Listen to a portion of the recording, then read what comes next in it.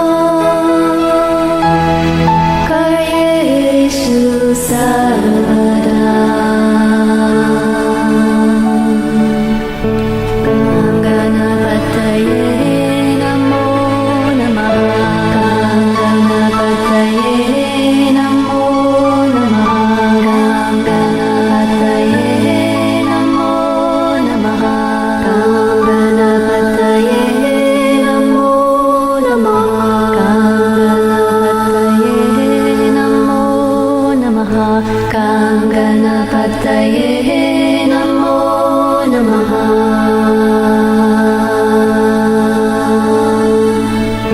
Gam Ganapataye Namo Namaha. Gam Ganapataye Namo Namaha. Jai Ganesha Gananatha Dayaniti Sakala Vignakara Dura Hamari. Jai Ganesha Gananatha Dayaniti Sakala Vignakara Dura Hamari.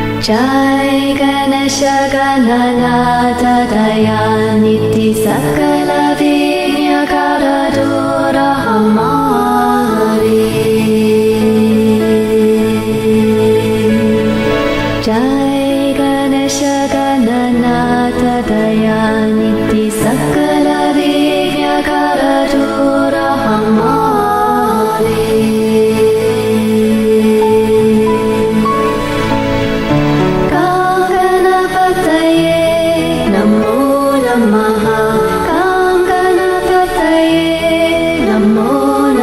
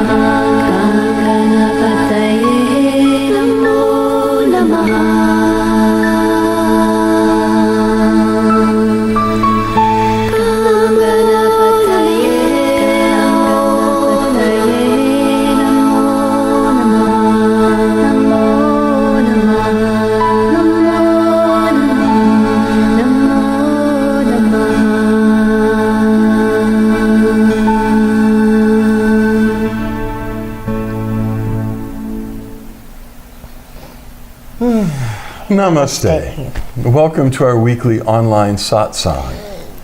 Satsang being a Sanskrit word that basically describes a simple spiritual community where two or more people who are on the path of realizing, awakening to the truth, awakening into oneness with all that is, when we come together to share our journeys and our presence, our trials and our breakthroughs, that's a satsang.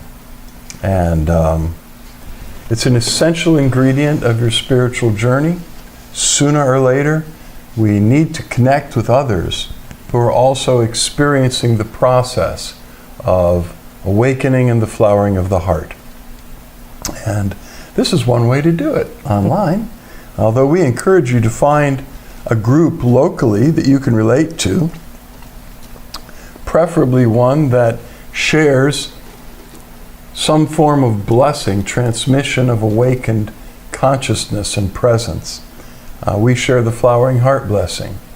There are other forms of blessing, various wonderful forms of meditation. But most importantly, find a group of people, at least one or two others, who are actually experiencing the process of awakening and transformation, and meet together regularly. If there isn't one where you are, then you could start a blessing circle by going to floweringheart.org, our website, floweringheart.org, and there's a 36-minute initiation video explaining the flowering heart blessing and guiding a meditation of initiation. And after 36 minutes, not only do you have some idea what it is and what's going on, you're initiated. Of course, you're here tonight, and everyone who's here now is soaking in the flowering heart blessing. We hold a strong intention that throughout these webcasts, all the online and resident courses and meetings we do, that the flowering heart blessing is being poured out, which is a direct gift from the divine source, a transmission of enlightened consciousness, unconditional love, and grace, specifically with the intent of causing your heart to flower in oneness with the divine inwardly. And we invite you, since you're already soaking in it and initiated, to join us until holding the intention to send the flowering heart blessing to everyone who joins us tonight and everyone who views the video of tonight in the time ahead. There are many, many more people that watch it after we record these live who have various circumstances in their lives that make it easier for them to tune in at another time. Why do they bother? Well, besides the interesting conversation, there is a very live transmission that transcends time and space. It's always coming here and now. If you watch this video 10 years after we made it, you'd still feel the same blessing, the same presence. So please, everyone, join us in doing that. If you're on Facebook Live, give us a thumbs up or a heart. I like hearts the best. Thumbs up are just mighty fine as well. And there are some other emojis, whatever suits you. We go in and we see your name at the end and in the days that follow and send you special hugs and blessings because we know you were here. If you're on our main streaming platform is Vimeo. If you're watching on Vimeo, you can enter into the chat there, hi, it's me, and we'll also see it. So, announcements. This coming Sunday is our monthly interfaith communion with the Cosmic Christ. It's an opportunity to experience the presence of the Christ, sort of free from some of the religious baggage and constraints. I've been experiencing, and Suzanne's experienced the presence of Christ for so many years that required that you kind of, in many cases, when it comes to the Catholic Mass or Eastern Orthodox and other communion services, you have to actually join up. Well, we felt moved to open the door to invite anyone who wants to, regardless of your faith or lack thereof. You can be a pagan, an agnostic, an atheist, and we welcome you. More and more people are connecting with the heart path and experiencing what might be called Christ consciousness. Paramahansa Yogananda in the Self-Realization Fellowship spoke so much about Christ consciousness and the role of the Christ in our planetary transformation.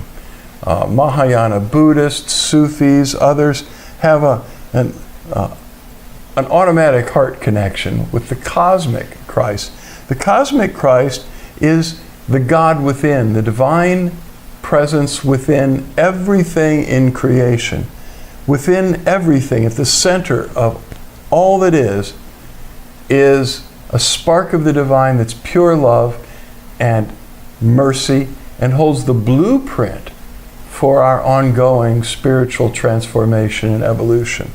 So more and more people are experiencing that without feeling necessarily a relationship with the Christian religion, or maybe they might even be completely turned off by some things concerning the Christian religion as it has embodied in our time.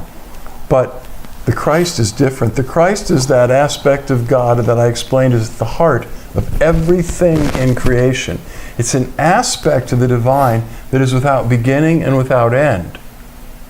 So we emphasize that in our interfaith communions with the Cosmic Christ. That'll be upcoming Sunday, 11 a.m. Eastern Time, August 31st.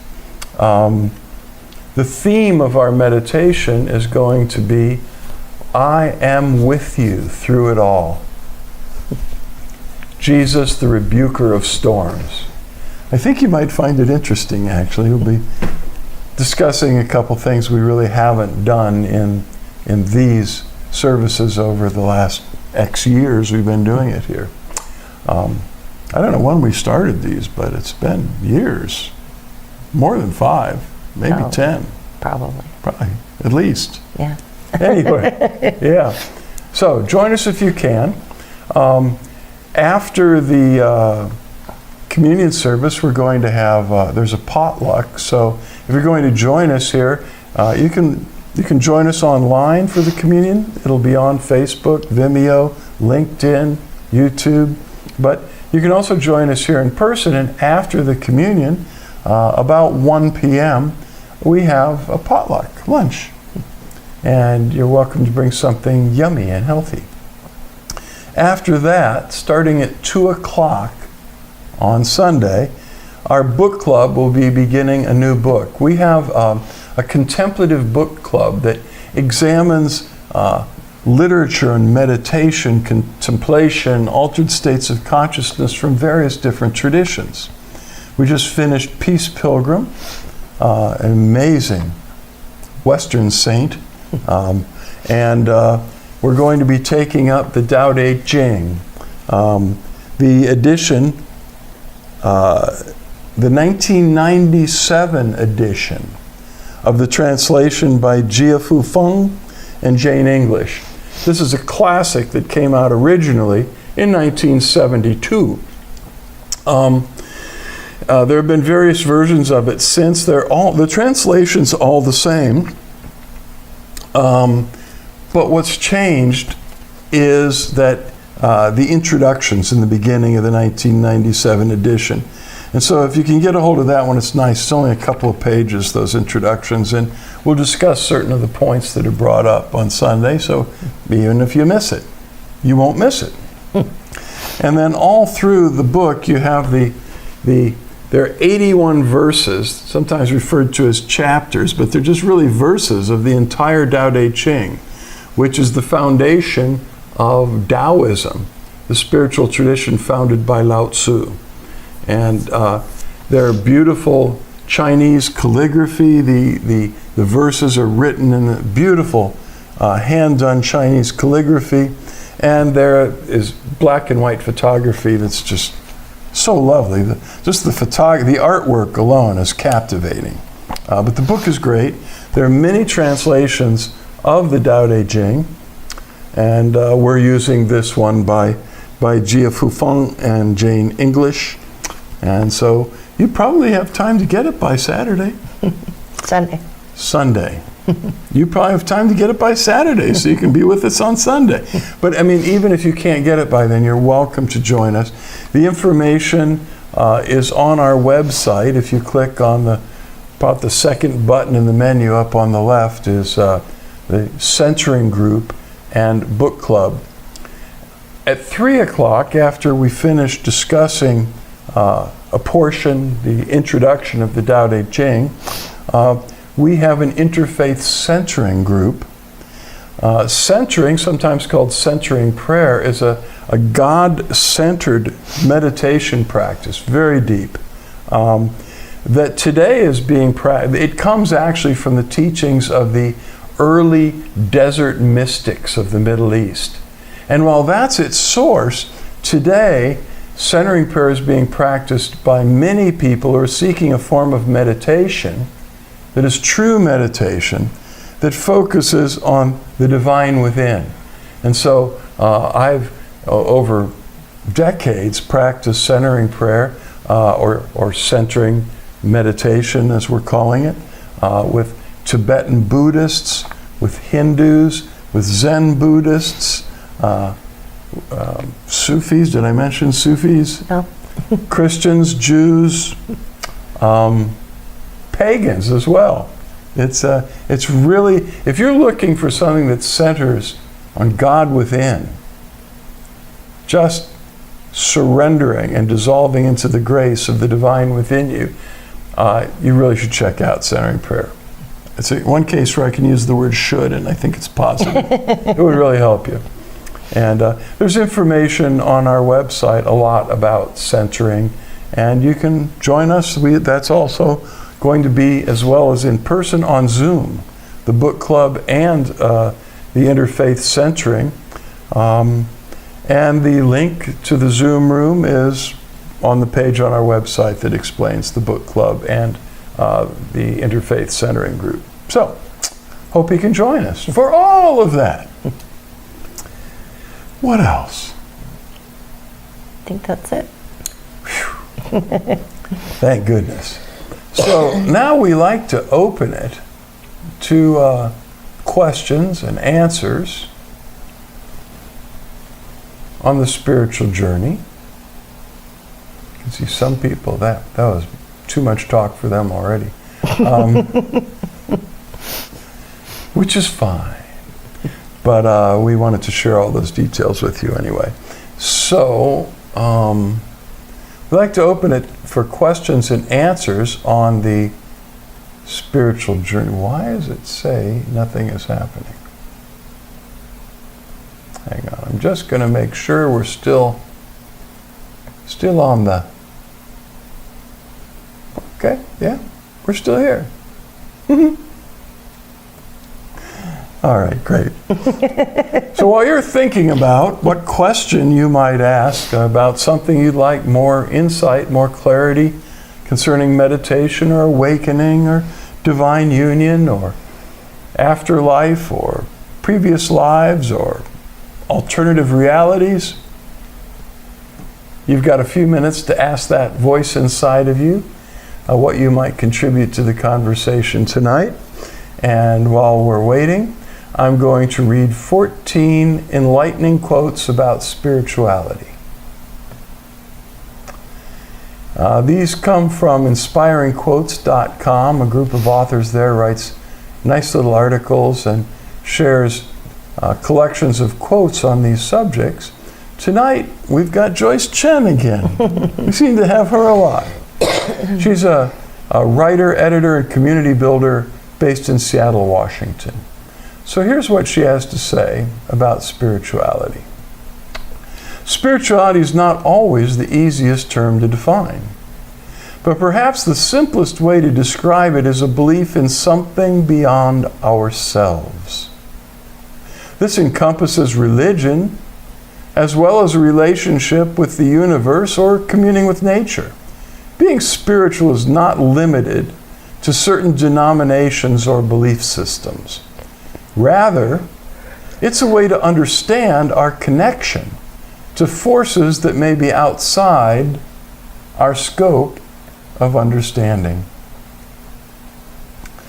It is commonly believed that there are three main facets to human spirituality: our values, relationships, and life purposes. Gaining a deeper knowledge and appreciation for each of these aspects can help us to be more enlightened, mindful, and even happier. Research has shown that spirituality helps us to cope with life's difficulties, including stress, depression, and grief. It helps us to better understand the realities of living, persevere through difficult times, and accept loss and sadness when they arise. What's more, a spiritual practice often comes with a component of community, bringing the added benefit of social support. Whether you're just starting out on your spiritual journey or have made it a long-standing practice, these 14 quotes can help you tap into your spiritual self. I haven't read this before, have I? No. Because she wrote, these 16 quotes will help you, and there are only 14. I think last week we read one which said these 15 quotes, and there were still 14. Maybe they were edited over time to limit it to 14 quotes. Let's see what she chose. Here's the first one. Awakening is not changing who you are, but discarding who you are not. Deepak Chopra. It isn't until you come to a spiritual understanding of who you are, not necessarily religious feeling, but deep down, the spirit within, that you can begin to take control. Oprah Winfrey. At any moment, you have a choice that either leads you closer to your spirit or further away from it. Thich Nhat Hanh, the Zen master. You are never alone. You are eternally connected with everyone. Amrit Ray, spiritual teacher.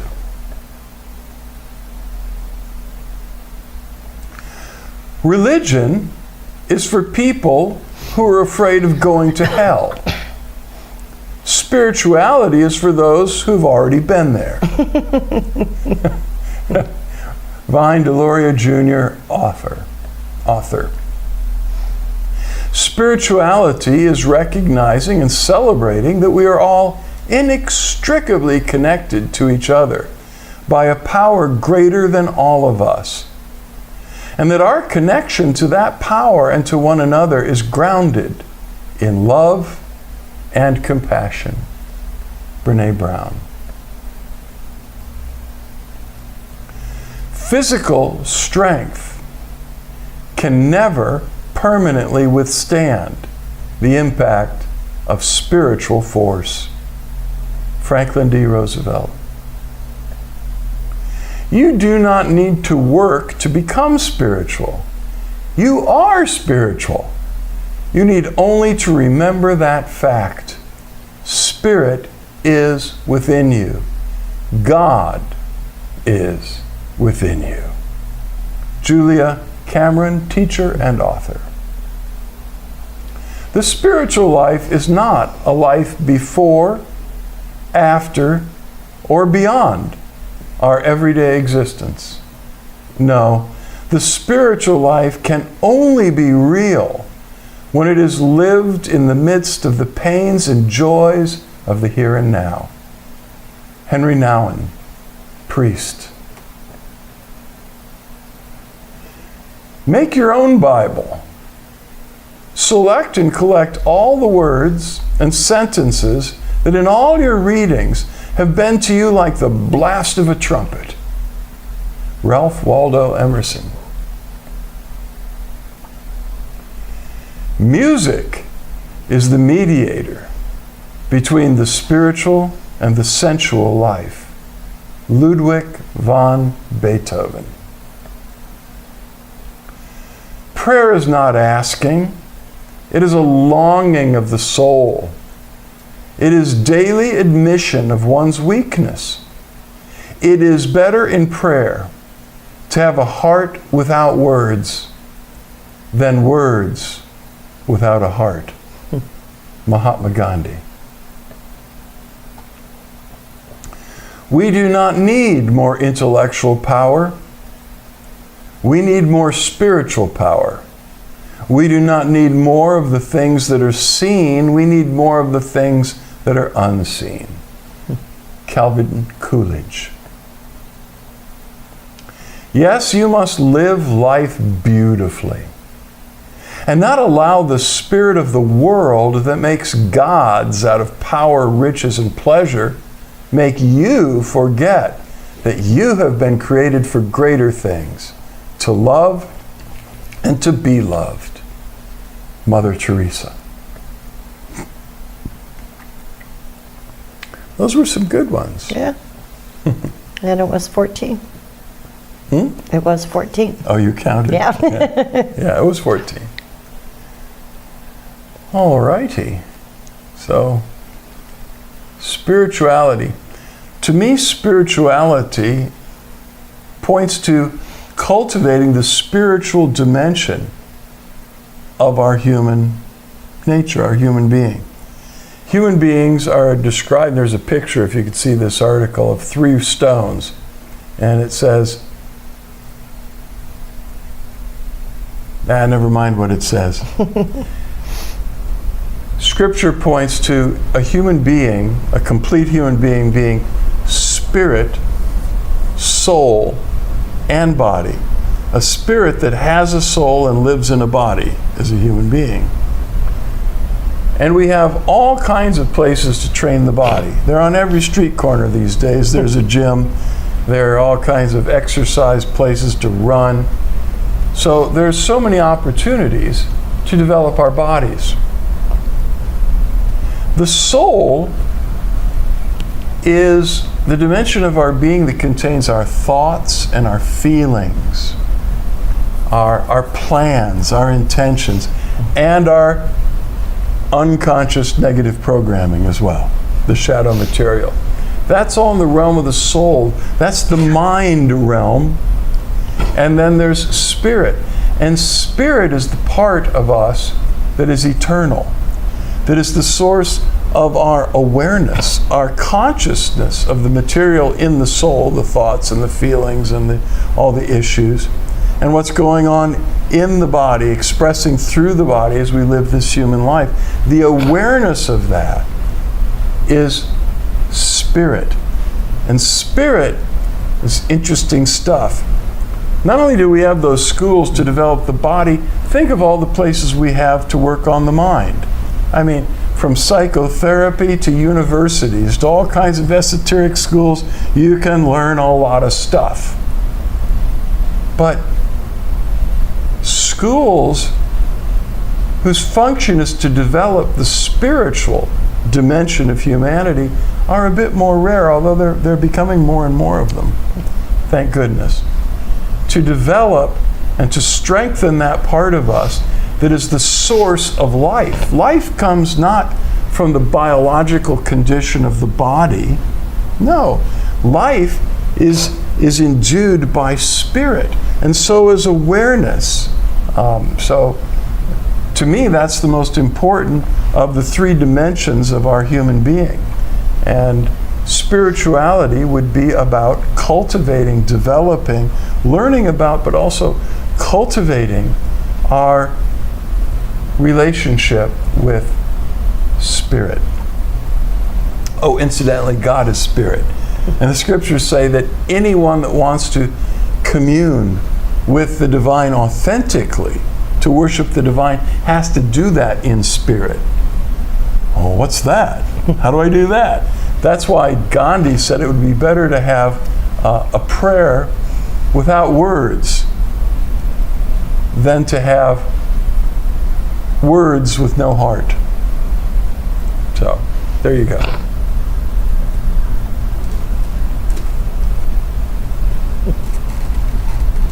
That little introduction might be it for tonight. No questions. What?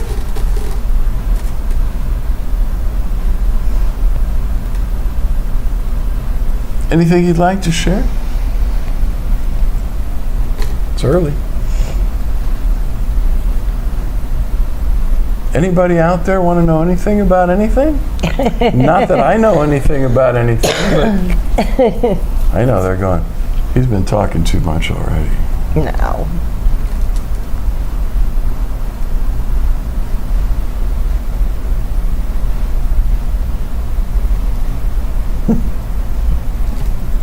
Well, we can wait another minute.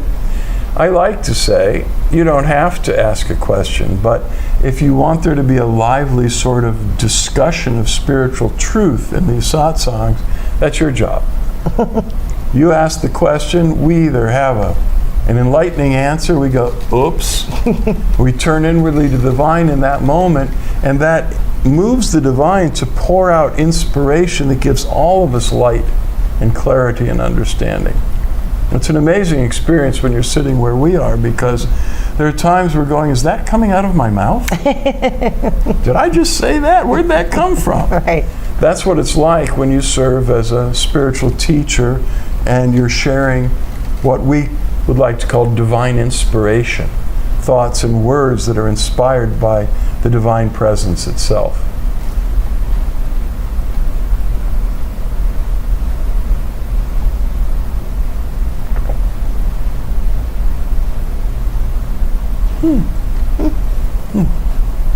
Everybody's so quiet. It may not be a question either. It could be, some experience you've had recently, a miracle, a breakthrough, maybe some struggles or frustrations, prayer requests. Yeah. All sorts of things take place here. It's true. We like the tough questions too. Sometimes. Yes. Depends on if they're really philosophical or not. Right.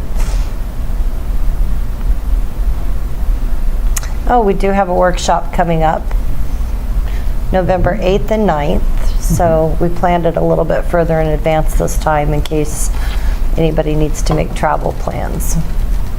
Yeah, please join. And there's all kinds of information about that as well on our website.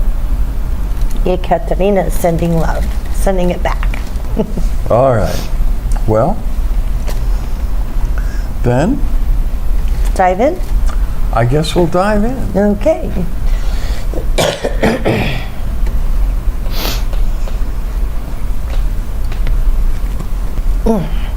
The Sufi master said the spiritual journey is 12 inches long. It's the dive from your head into your heart. And in the context of what we were just learning about spirit, soul, and body, we might say diving out of your mind and into your heart. By heart, we're obviously not talking about the physical organ. We're also not talking about the emotional organ of the human passions, which is also wrapped up there. But we're talking about the heart as the spirit, the heart of our being, that part of us that's connected to God. And oh wow. Nice. Thank you, Stacy. Cindy, hi Cindy, says Dawn would like to know about past lives. How do we know if we've been here before? Well, that's a good question. On one level, you could be absolutely certain because you might have the memory surface within you of previous lives that are maybe more vivid than some of your memories from a week ago. And so that's very convincing to many people. On the other hand, we shared a quote from the great Taoist sage Chuang Tzu, who wrote a famous line. He said, "Last night I dreamt that I was a butterfly so free and happy, flitting here and flitting there. And then I awakened to discover that I am me.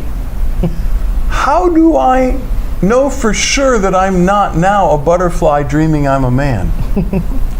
Point being, you don't know. You really can't know. I've looked at the issue of previous lives, and Suzanne can tell you stories and has shared some recently about remembering specific previous lives that explains some of the gifts that she embodies in this life. So it can be very helpful. I've seen other people get lifted up in their egos because they were told they were some great person in a previous life. But it can be helpful. But the thing that I could never be absolutely certain about is there's this thing called the Akashic Records. Or let's just say that in the ocean of God, everything exists past, present, and future.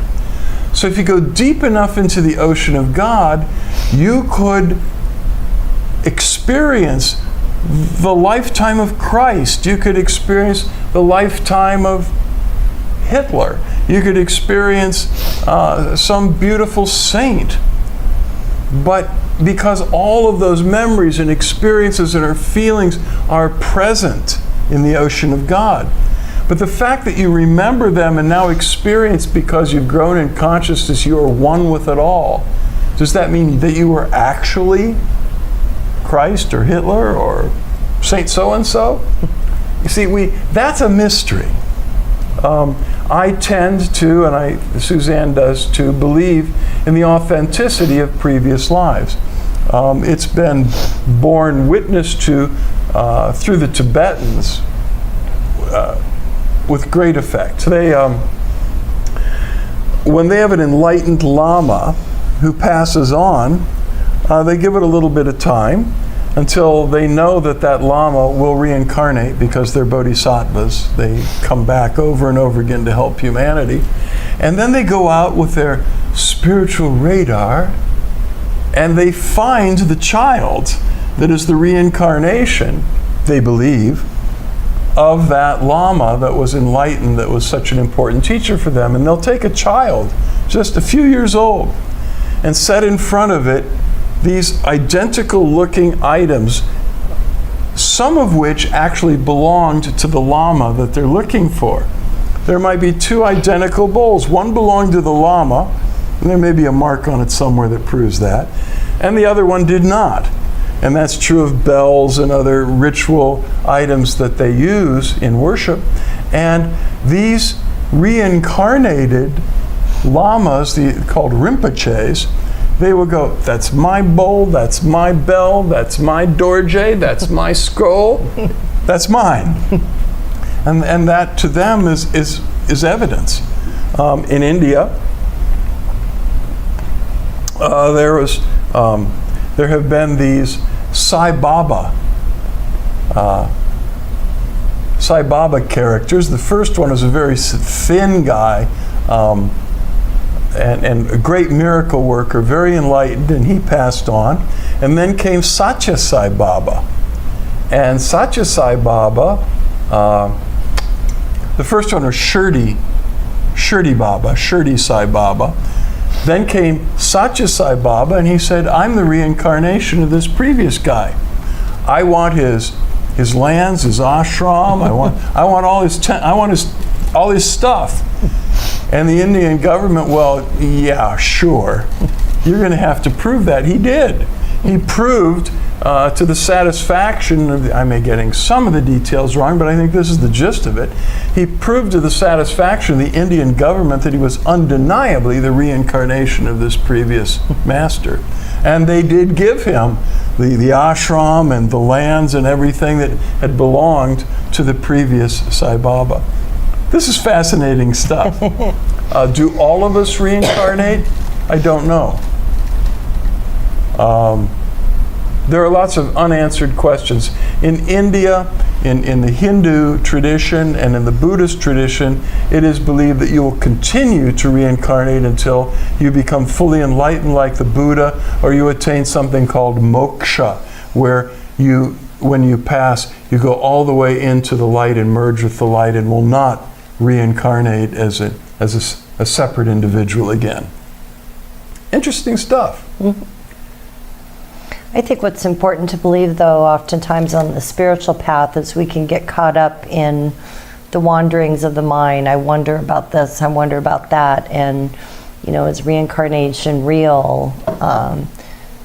Energy work real? Is any, you know, thing that seems to be alternative or out of the box? Do blessings really work? You know, that it's important to just continue expanding our hearts and growing into being the best human beings that we can, and to be of service. I feel like if it's important for us to know something about a past life, it will be presented to us.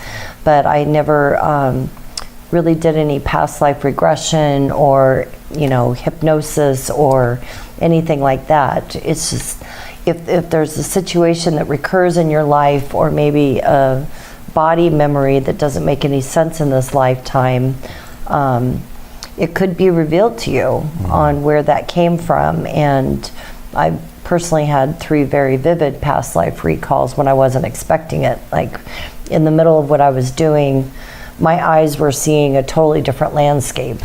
And I was grateful for the information that I received. Mm-hmm. But I wasn't looking for it.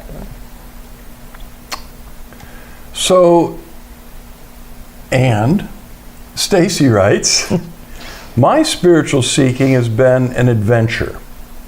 From Christianity to New Age to Hinduism to Judaism and back to following Jesus. It has been a truly interesting and eye-opening ride. Each stop on the train has taught me boatloads about myself.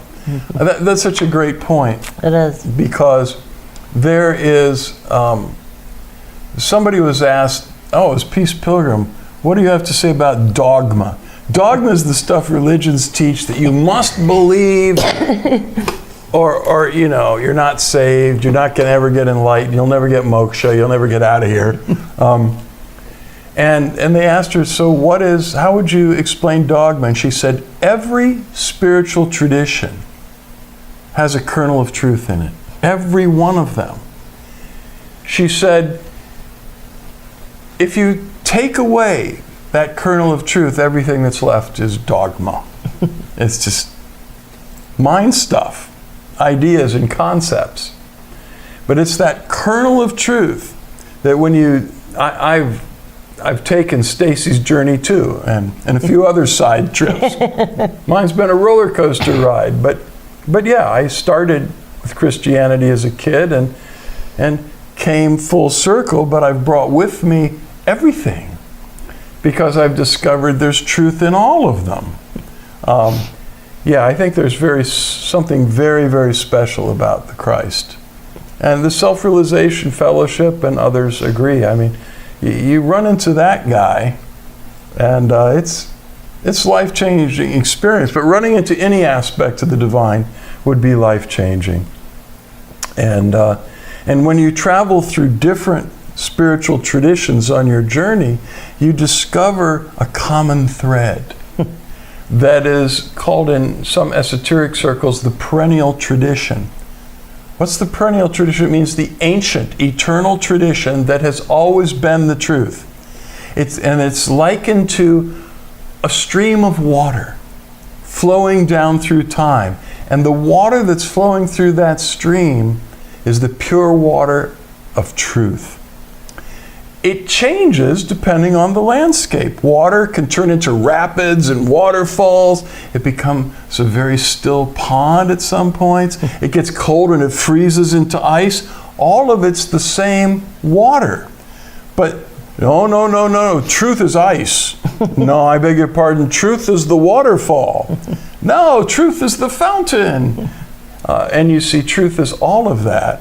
And one of the benefits, if you survive going through multiple religious traditions, is that you discover that stream that is unchanging, that flows through all of it and through everything. Yeah. Thanks for sharing that. Yeah, that's beautiful. Yeah. Thank you, Stacy. Okay. Now let's close our eyes and take that dive from our heads into our hearts and invoke the presence within ourselves. The divine presence is a marvelous thing. It can be everywhere at the same time.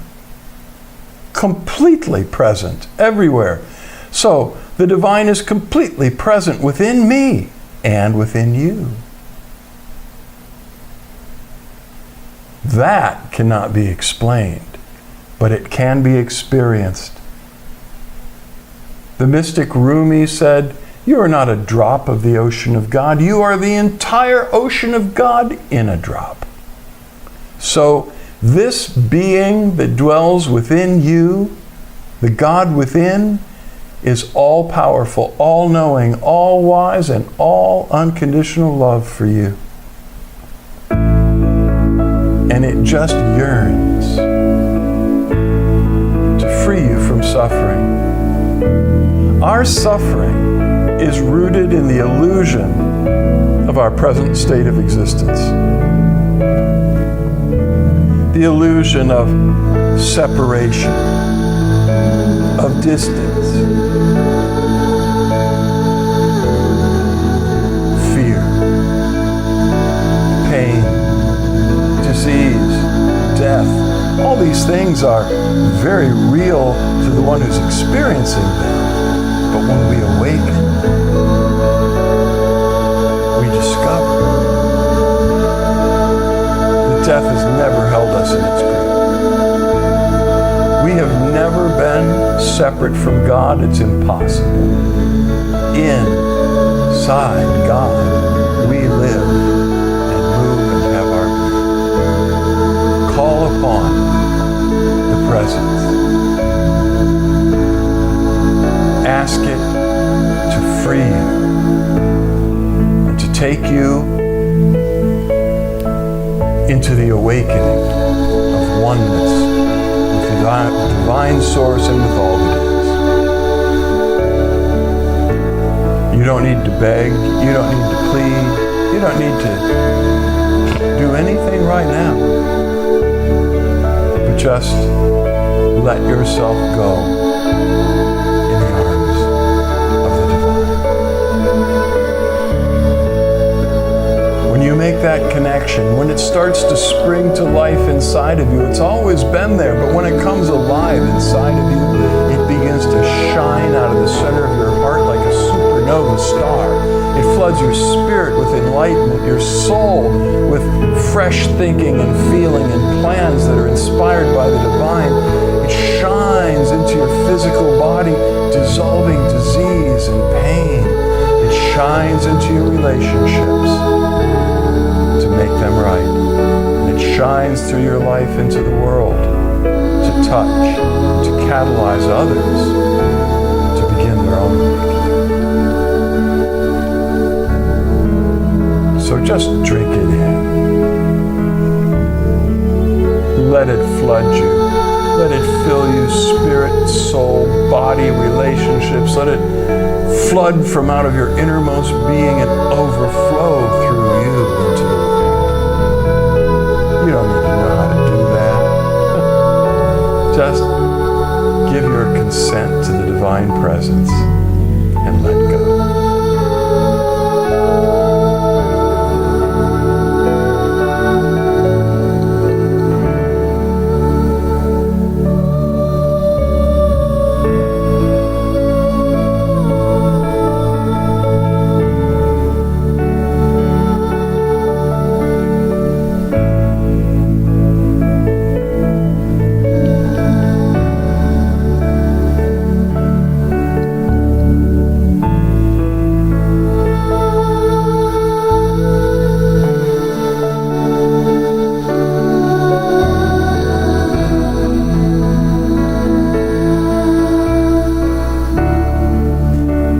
Visualize, imagine us sitting in a circle together, a blessing circle. And with your eyes eyes closed still, lift up your hands with your palms open, facing forward, and let us all take an intention and invite the divine to pour the flowering heart blessing through us, through you, through me, through each of us to each other, as we just hold our hands up. And as that blessing flows through you to the others in the circle, it transforms you in an even greater way than when you're just receiving it for yourself. Let it pour through. You don't need to know what to do. Just give the divine permission. The divine does it all.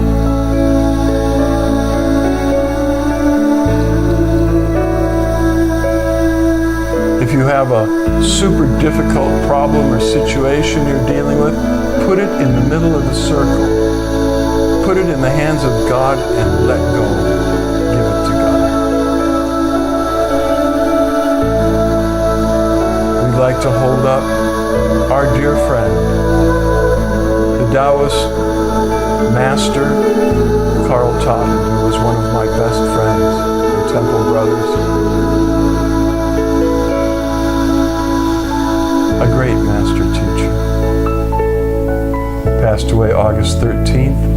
Has already journeyed to the light. We bless him and we hold him up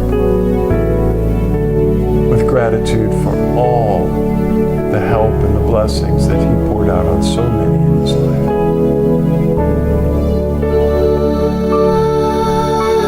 If you have other loved ones that you're feeling in your heart right now, let's put them in the circle and offer them up. Wherever they are, let us invite the divine to lift them up higher and higher and higher to the light.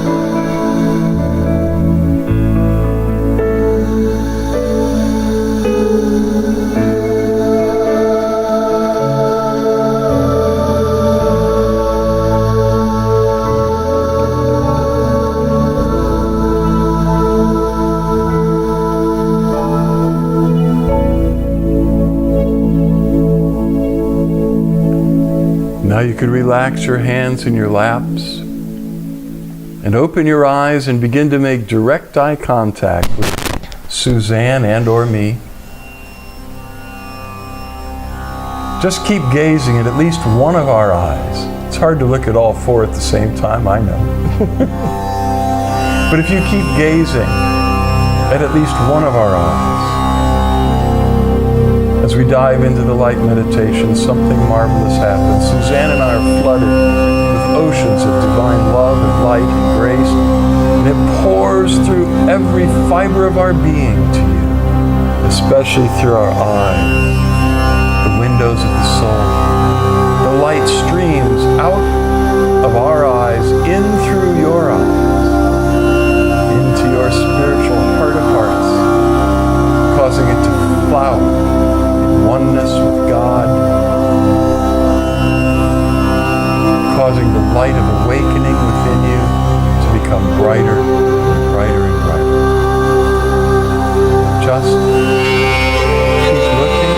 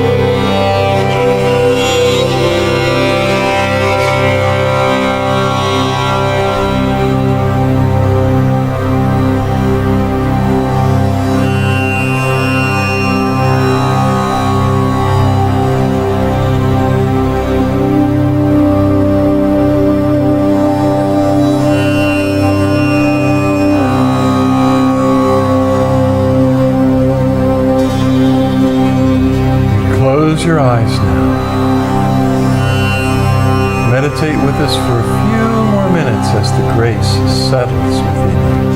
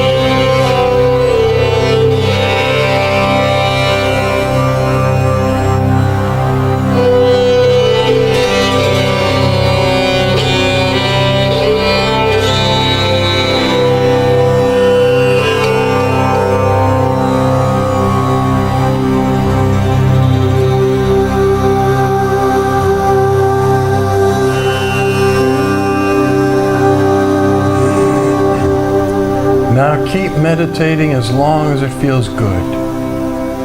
Or you could find a place nearby to lie down in Shavasana.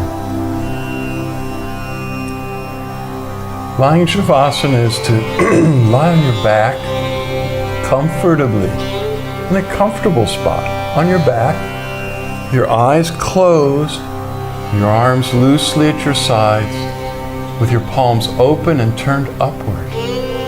And just let yourself dissolve with gratitude in the presence. We love you very much.